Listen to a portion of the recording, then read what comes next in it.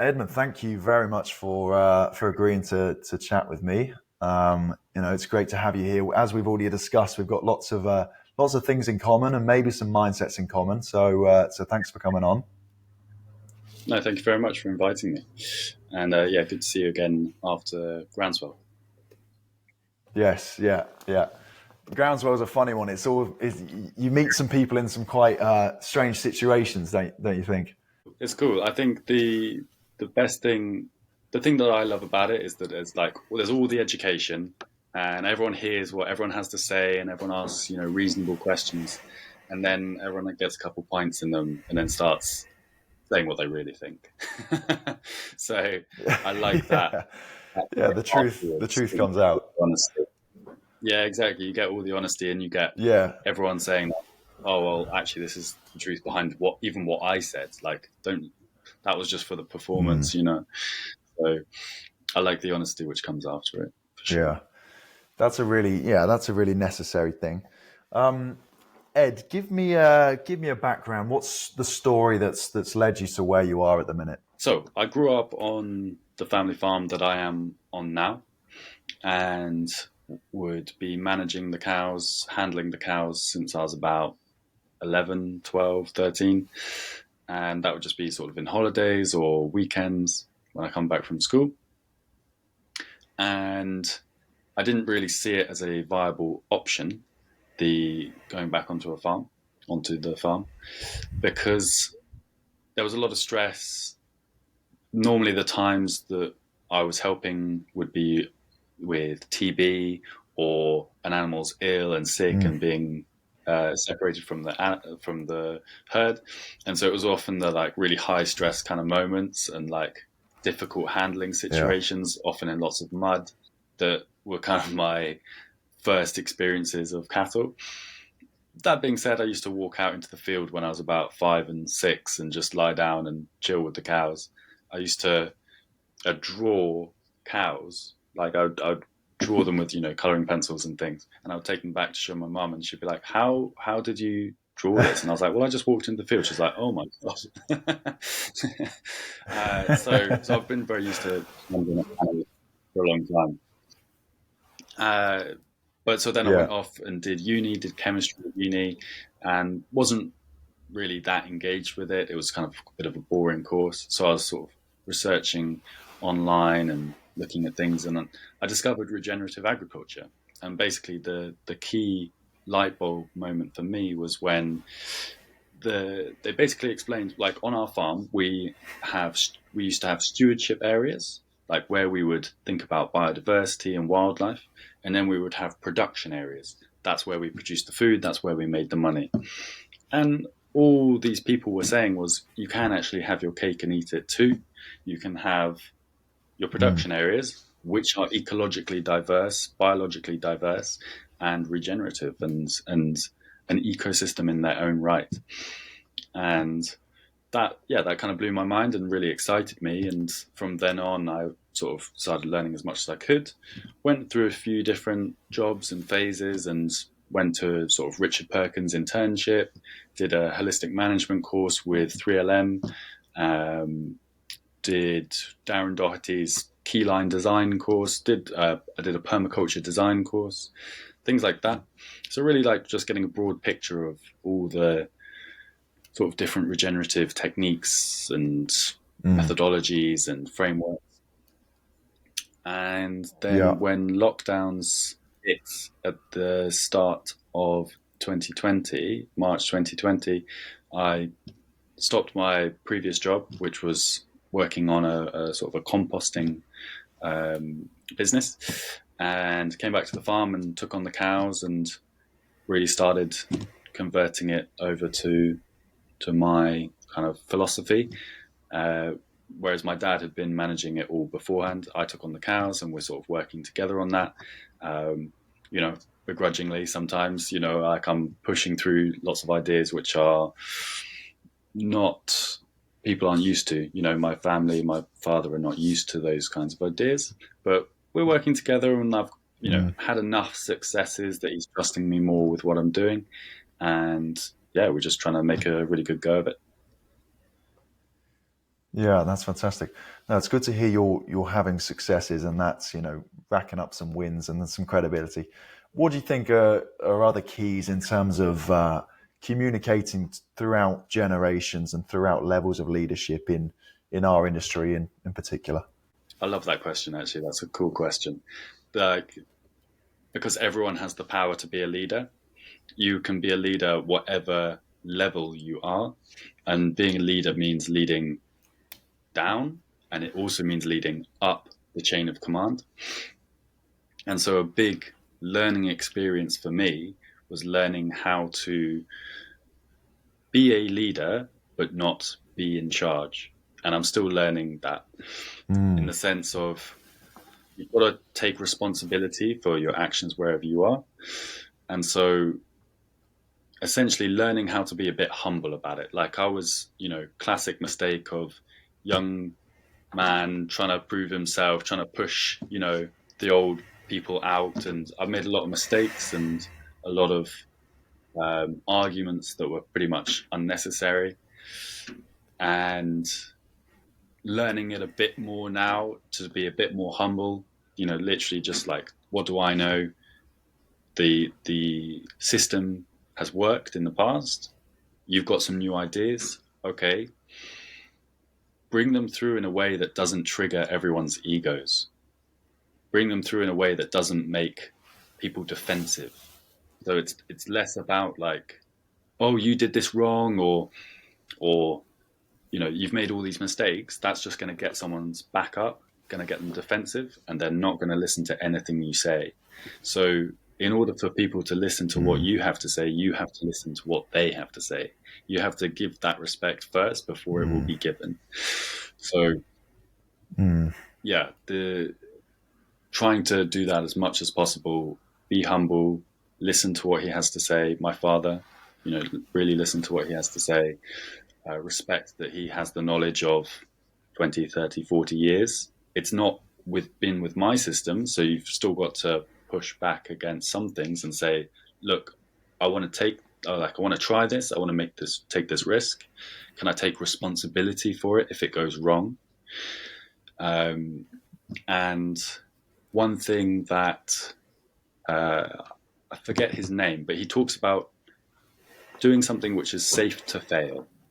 We're creating basically an experiment that is safe to fail. If we're going to try mob grazing, okay, but we just do set stock grazing at the moment.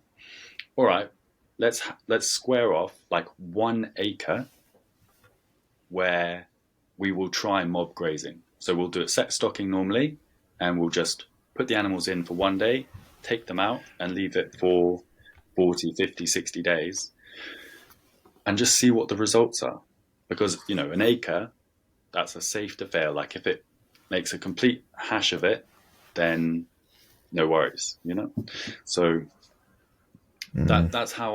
that's been a long, hard learning process. I wouldn't say I came to that immediately, but yeah, just having a bit of respect for the people that have come before goes a long way. Yeah, yeah, that's completely true. Respect and compassion and empathy, and as you alluded to, the generation above us, or many generations above us, are all under influence, as we all are, from our environment, from the things we've been brought up in, and the fact of the matter is, in our industry especially, that generations above us were brought up, post-war environment, and our industry of farming and food production was, heavily influenced by a post-war sort of narrative, and many things came out of that. And so you're right. Mm. Moving forward, a younger generation and younger leaders can't have got to consider the fact that the reason why we are in the place we are right now, and not just lose touch with that. Have that empathy. Yeah.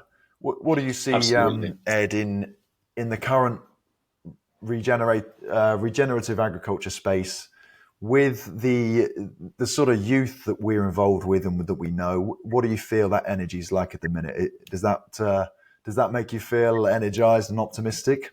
Yes, in the most part. In the most part, I think one thing So I think that point about the post-war generation was very interesting. The uh, because the focus was on production, and it was all about how much food can you produce. Mm, And I feel like we're swinging in some ways too far the other way, where we're just thinking about the I ecology, agree. which, like, I love the ecology. Like, don't get me wrong, I want my farm to be a thriving ecosystem, but we need to be still producing food. Otherwise, all that's happening, if the UK, for example, has a fantastic ecology, but we still have is it like 70 million people? Yeah, something like that. Mm, Then if we're yeah. not producing as much food as we can off our own footprint, off the land mass of the UK, then all we're doing is we're exporting land degradation to other countries because they're going to produce it cheaper. They're not going to have the standards that we have. They're not, like it's going to be a zero sum game of like what price is cheapest because yeah, it doesn't matter. So Yeah. that's that's one. And I think for the newest generation, one of the biggest things, the biggest changes in our lifetimes that we have not, uh, we often don't take into account is the fact that the internet came about. So now we can go on YouTube and see what people are doing in Kansas, in Mm, America, and get ideas from that. Whereas before it was all kind of hedgerow farming, where people would look over the hedgerow at what their neighbors are doing. And so that's a real radical change where there's lots of new great ideas coming through, but the classic comment and the one that used to really annoy me was uh, what is it? If it's so great, why isn't everyone doing it? If it works here, if it would work here, why isn't everyone doing it? And I yeah. think having a bit of balance between those two things, where it's like, okay, here's this really interesting thing. There is sometimes a reason why people aren't doing it here.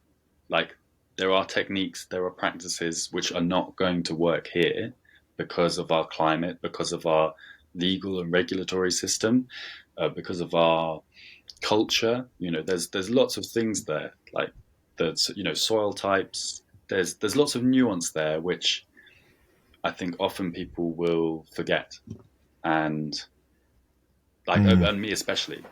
I thought we should put swales everywhere, which are sort of level ditches on contour to catch runoff rainwater, and it's just not practical. Like financially, it would be a huge outlay to capture water that shouldn't be running off anywhere. It should just be soaking in where it lands.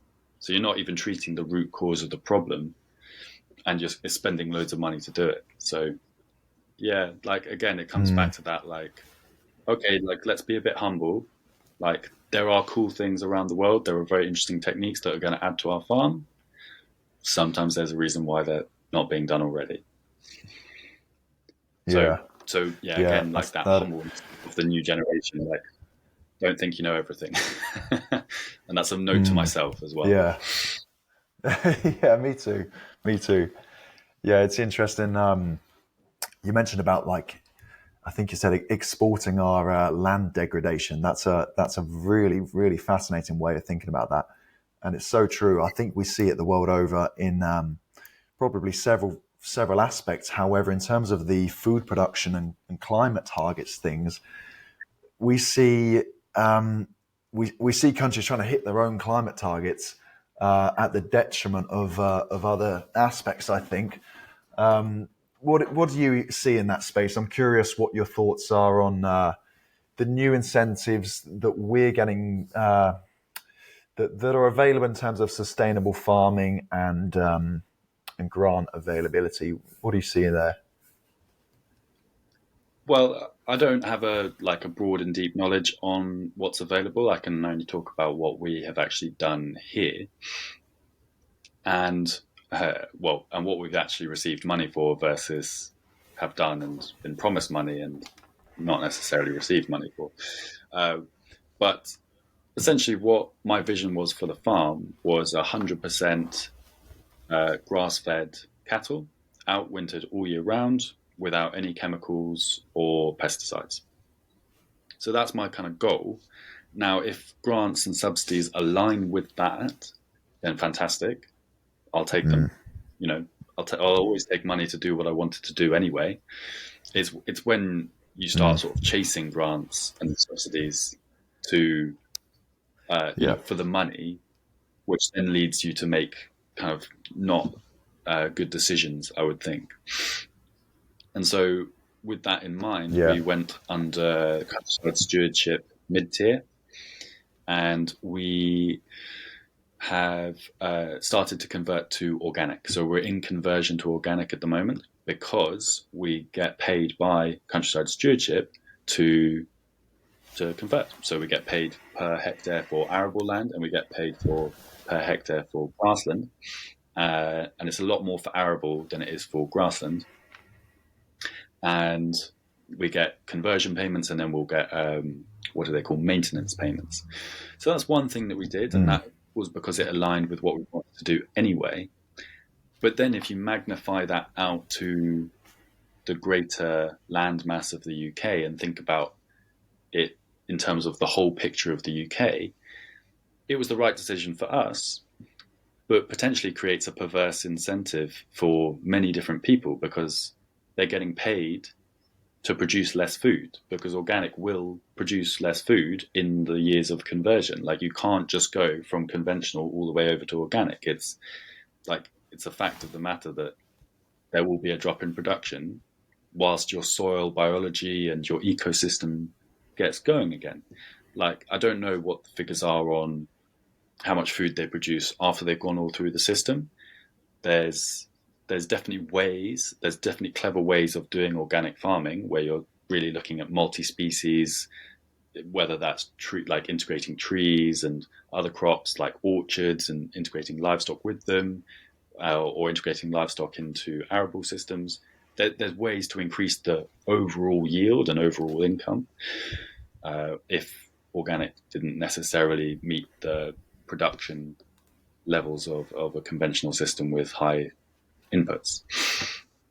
So it's one of those things where it was right for us, but is it actually going to lead to the result that we want on a landscape, on a national scale, on a global scale? Perhaps not. So yeah, one of the other things that we did was we converted all our arable to herbal leys, and that was paid for by Southern Water. That's a very interesting prospect. So Southern Water paid us to put in a herbal ley and not put any nitrogen fertilizer or slurry on it, or phosphates as well, I believe.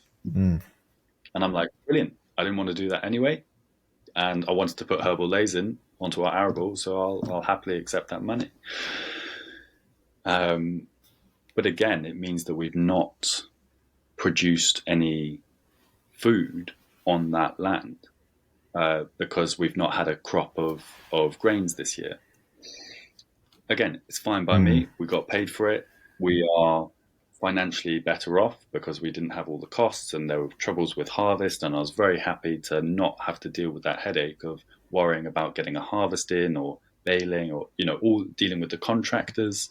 The farm is so quiet because we don't have tractors like running back and forth anymore. It's a lot safer. There's no longer sprays being sprayed all over, like the pesticides and herbicides and insecticides and fungicides. Like, dreadful for our health, dreadful for the ecosystem health, and very expensive too. But again, it's like the fact of the matter is the vast majority of food that is grown in this country is grown like that, and we're producing less food because of these subsidies and grants. So it's like what you need a more holistic view of what you actually want, of the outcome that you actually want, if you're going to have good decision making. And that's not political decision making at the moment or ever. It's always a headline or a single target issue that doesn't take the whole picture into account. So I Yeah, think completely. yeah. Yeah, that's definitely it. That's the reductionist thinking, that we see in so many aspects. I'm curious with the herbal lays.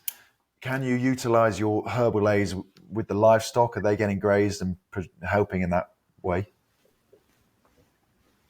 Yeah, so Southern Water is not everyone's favorite water company because of how much pollution the has been going into the rivers because of there's been a few different issues, but it's mainly sewage basically overflowing into rivers, and the sea, which is terrible, like disgusting, shouldn't happen, shouldn't need to happen.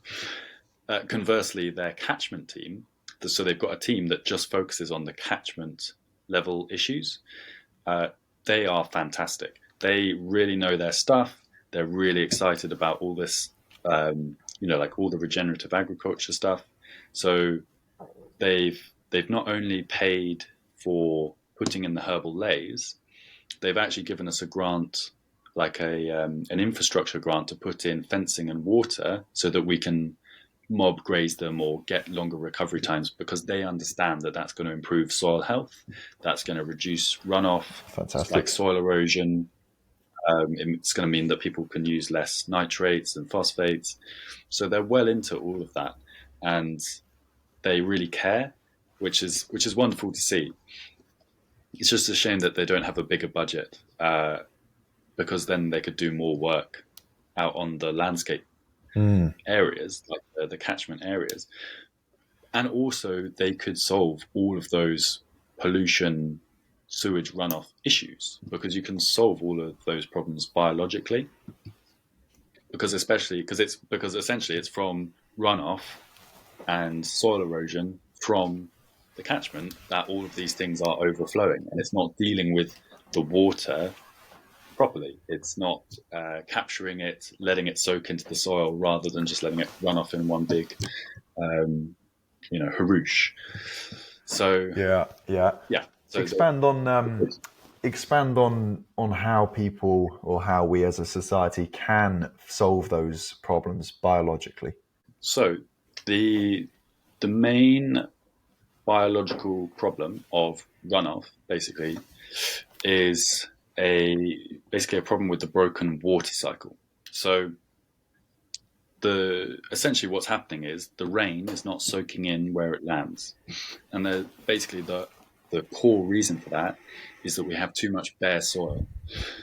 So when water lands on bare soil, it first of all it caps the soil surface. So because it's actually got very destructive capabilities, like a water droplet falling uh, from the sky actually has a very high, I forget, but it's got a lot of power in it basically. So if any Mm. soil is exposed, it will destroy the soil structure, and it will throw up all the different soil particles. So there's silt, there's sand, and there's clay.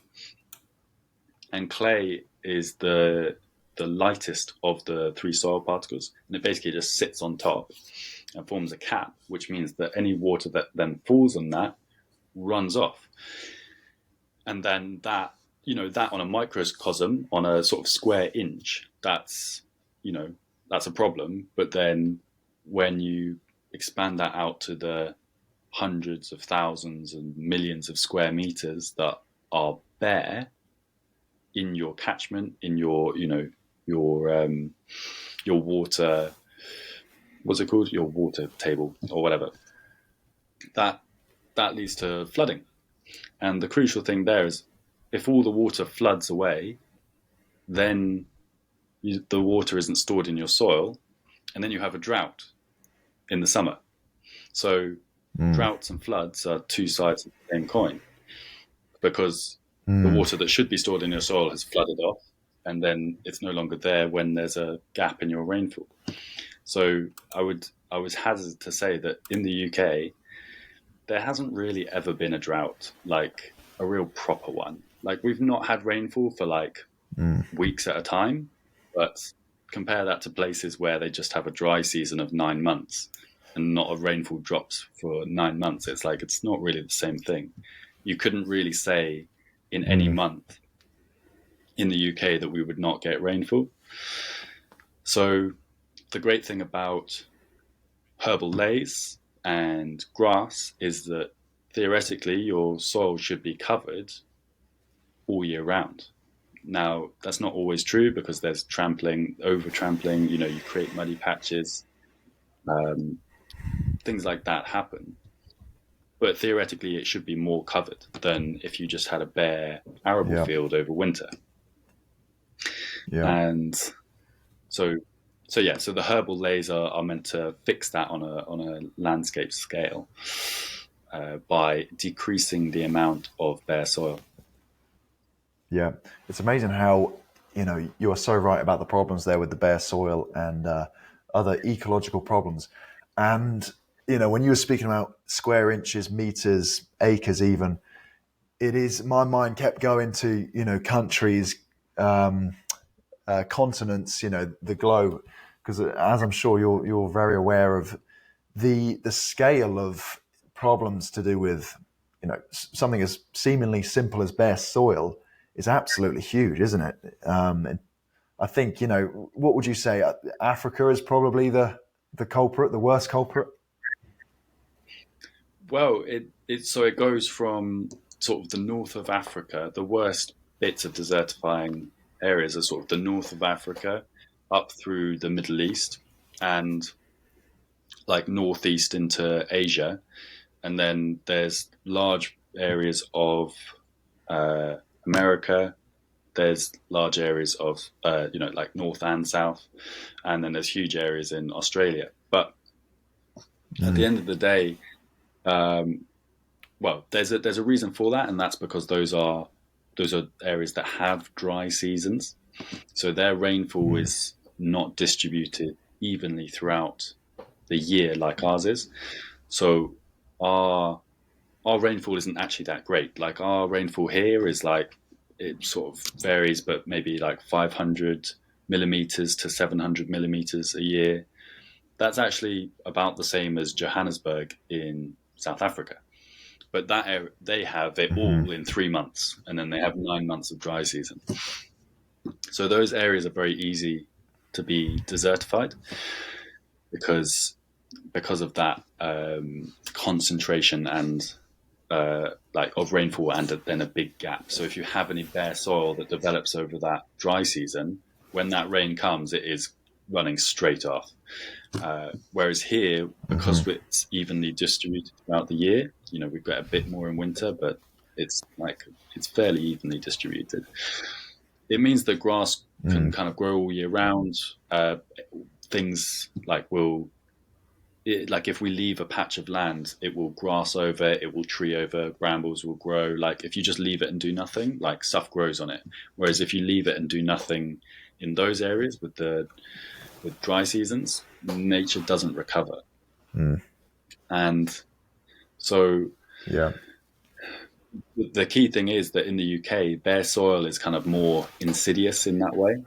And so like we are desertifying the UK, but in a square inch sense. So if we have Mm. fields, grass fields will have lots of bare soil on them, but if you look across it, it just looks like a green field. But then if you look down at it, then you actually see that there's big gaps between those grass plants. So Mm. we're very privileged in that sense to have that kind of rainfall that means that things grow really well here. Whereas in those places, Yeah. it's Yeah. it's just a lot easier to ruin it. Basically, it's a lot easier to make mistakes. Yeah, exactly. 100%. And that distinction is so crucial. Do you see that as a problem? The lack of the distinction between these different landscapes. Do you see the lack of that discussion being a problem on a global level? Absolutely, yeah, absolutely. I think we see how things react in the UK, and we think that that's going to be how other environments will react. And that point about Mm. humidity distribution throughout the year is almost always neglected. People always talk about the total rainfall in a year, and in some of these desertifying areas, it can be two, Yeah. 3 meters a year. but they're desertifying just as badly as an area which has much less rainfall. And then we, with our half a meter of rainfall a year, we're not desertifying at all. So Yeah. it's that that concentration is leads to very different results depending on the tool that you use in that environment. So, for example, in Abu Dhabi of Africa, so the Great Green Wall that is meant to be being built across or planted across the south of the Sahara, there's also one in Abu Dhabi. There's also one trying to stop the Gobi Desert, and it's all planting trees.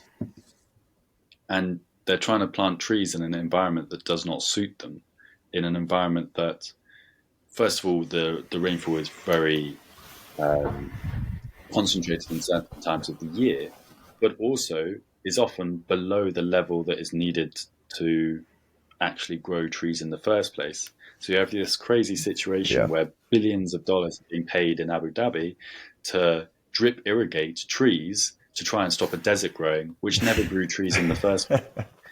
And Yeah. was actually a Yeah. grassland being grazed by ruminants. Uh, so yeah, no, people often neglect grasses as a soil stabilization mechanism. And the key thing there is that they need ruminants to manage the grasses.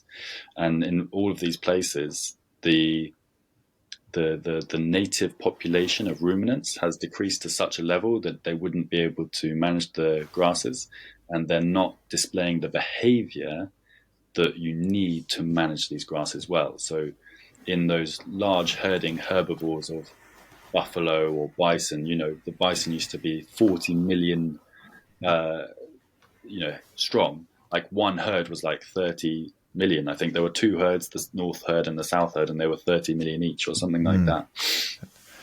And they were managing these grasslands basically by just their natural behavior, being herded by pack hunting predators like wolves. And that was what created those massive deep soils, which they then ploughed up and planted arable crops in. So when we think about the great growing areas of the world, wheat is just a grass, and it grows fantastically in those ex grasslands because they developed soils which were, 2, 3, some people say like 9 meters deep, and they destroyed that in a generation just by exposing it to the air Yes. and the sun and just making bare soil basically. Yeah, yeah, reversing the very conditions that had the beneficial effects in the first place.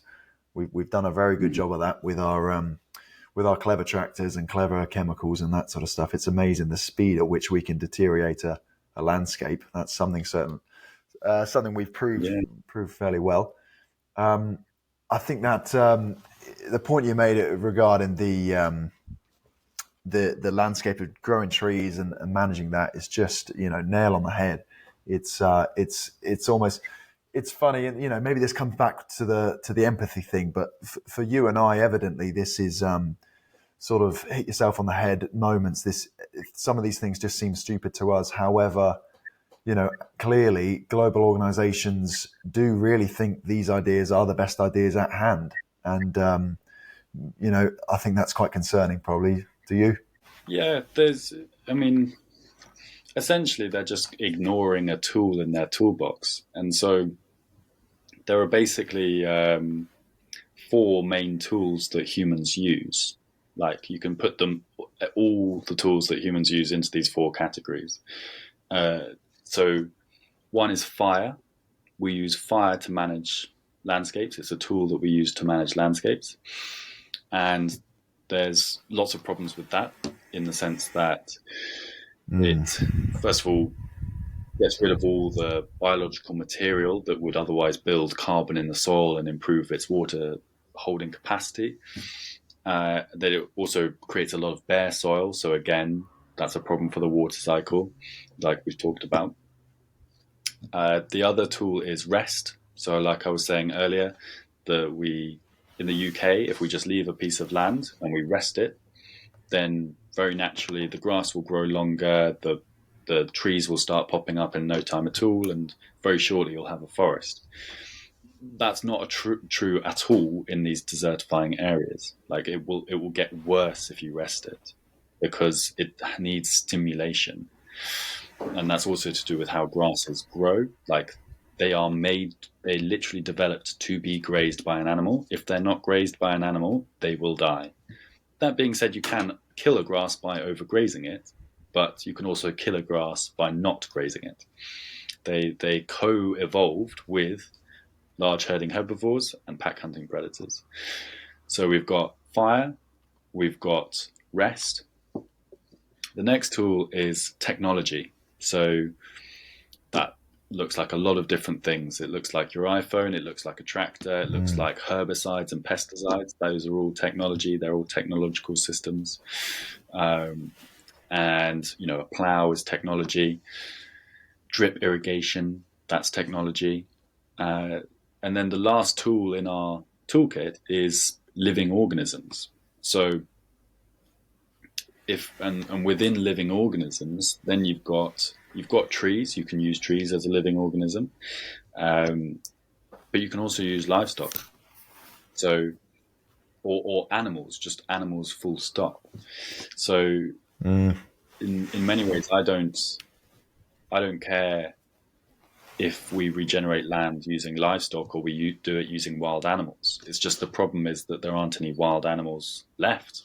Like on these large tracts of land that used to have 40 million bison on them, there are like a few thousand bison left, I think, in America.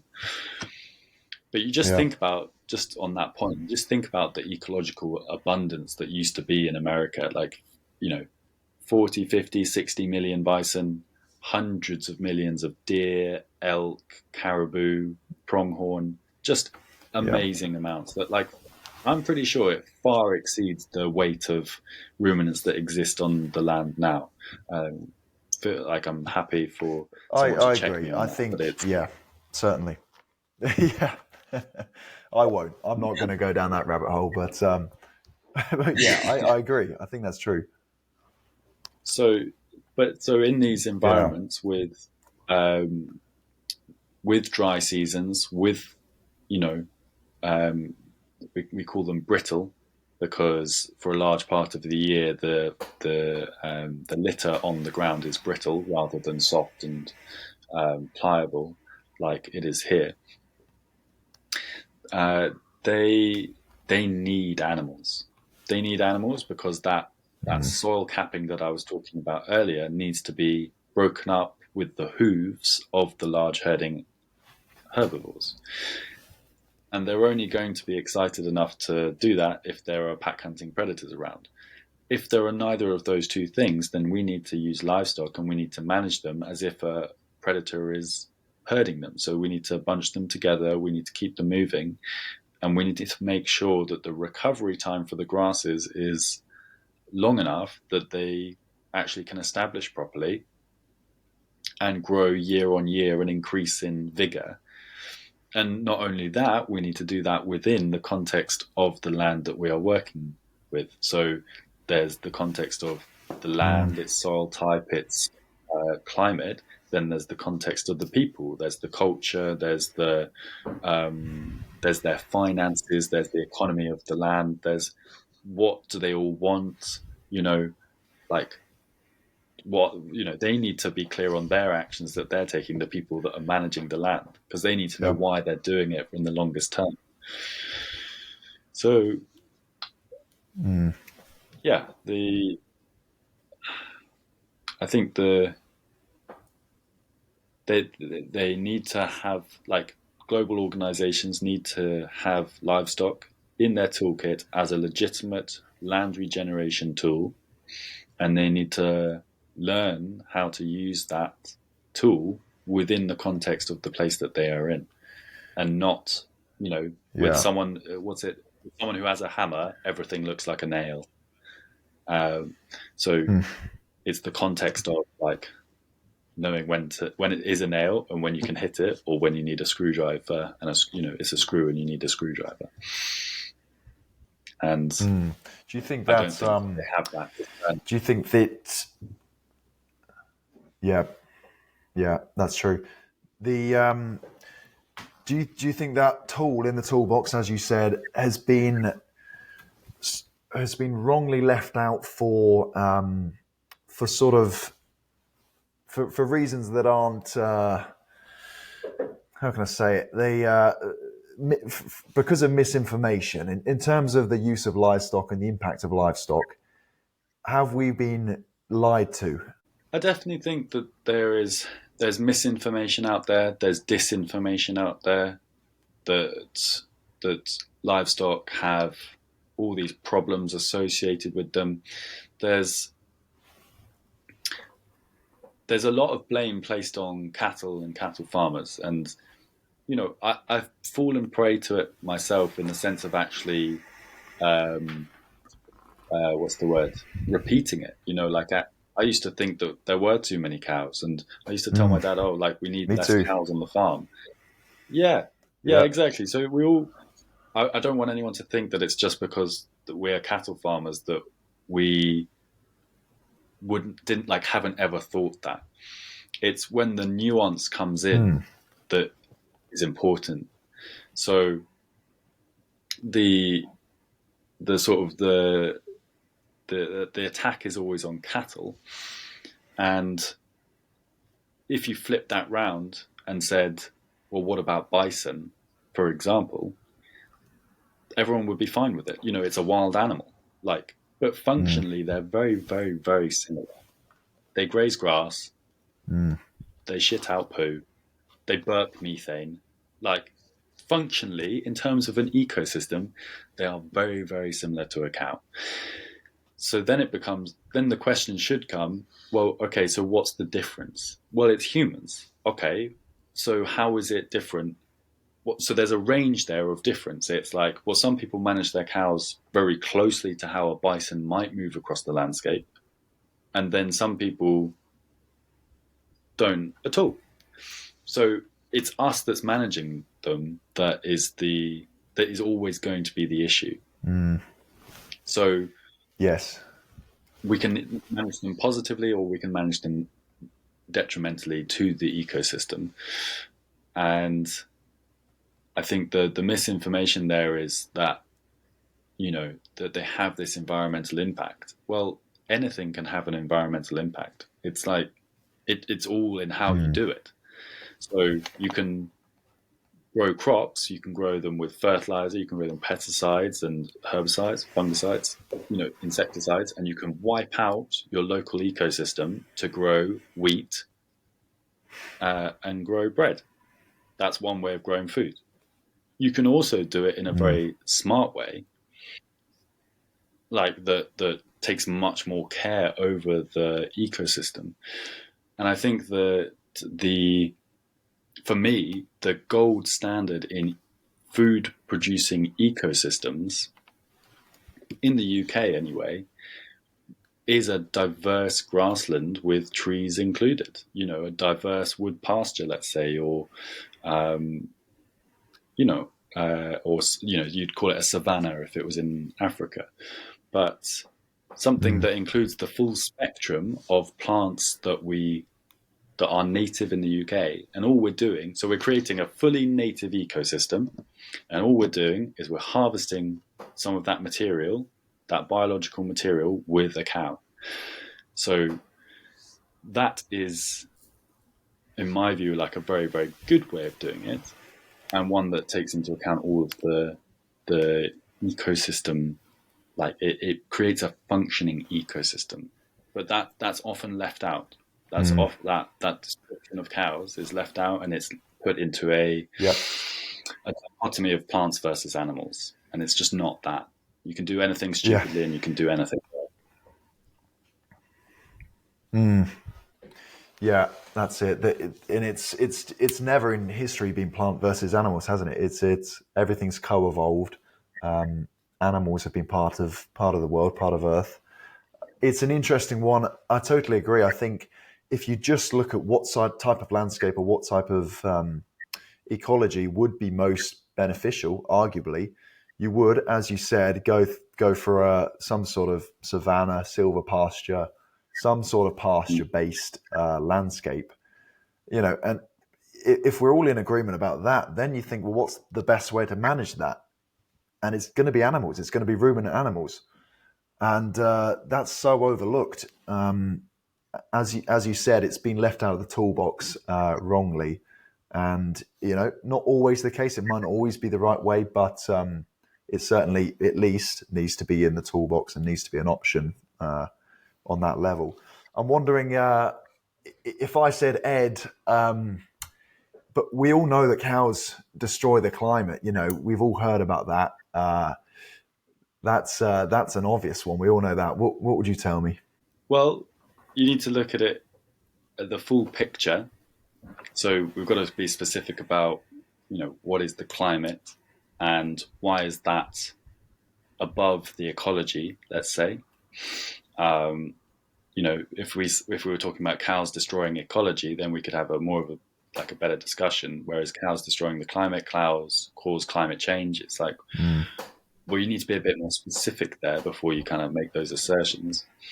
In terms of climate change, greenhouse gases, carbon, the cows, I've said this before, cows are carbon neutral in the sense that all of the carbon in their bodies is from plants in the first place. And so it actually doesn't matter what cow you're talking about. It really doesn't. Like, it doesn't matter how that cow is produced. It has to eat carbon that comes from plants.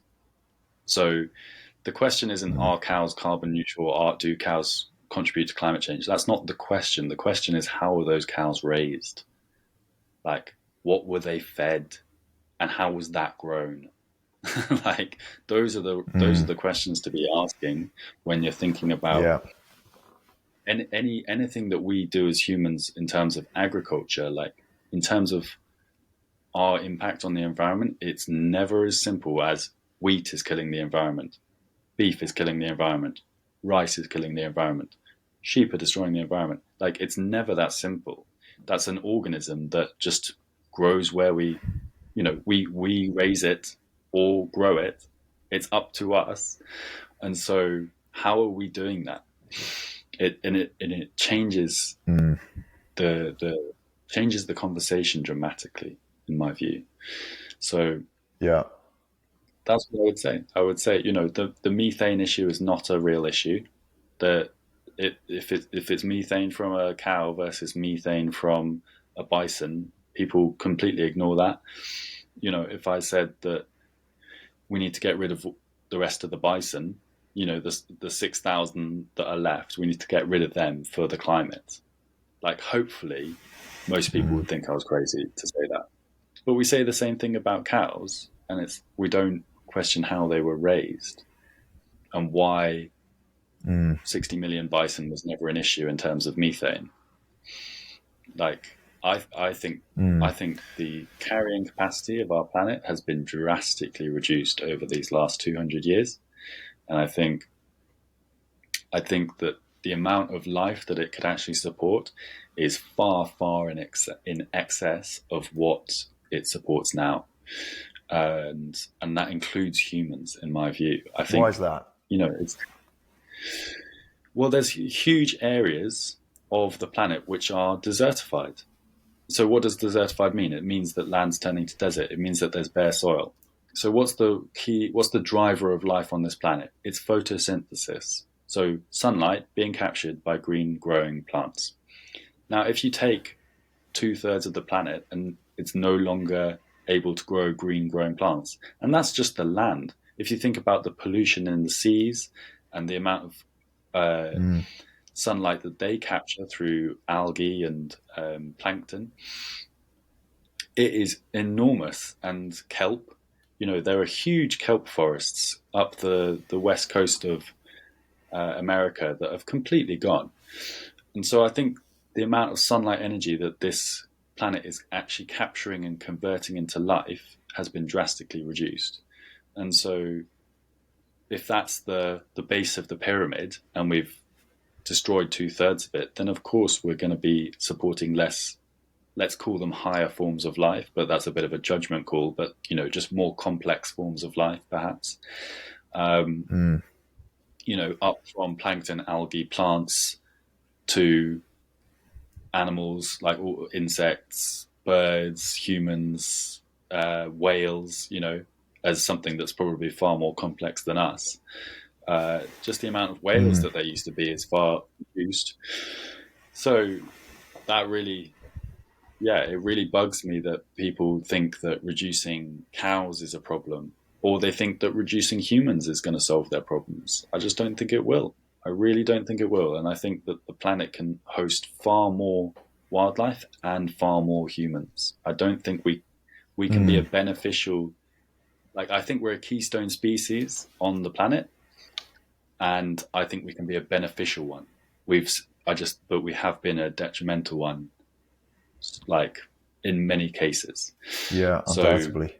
we can make that Mm. choice. We can make that choice. We can be beneficial or we can be detrimental, and it's up to us. And it's not.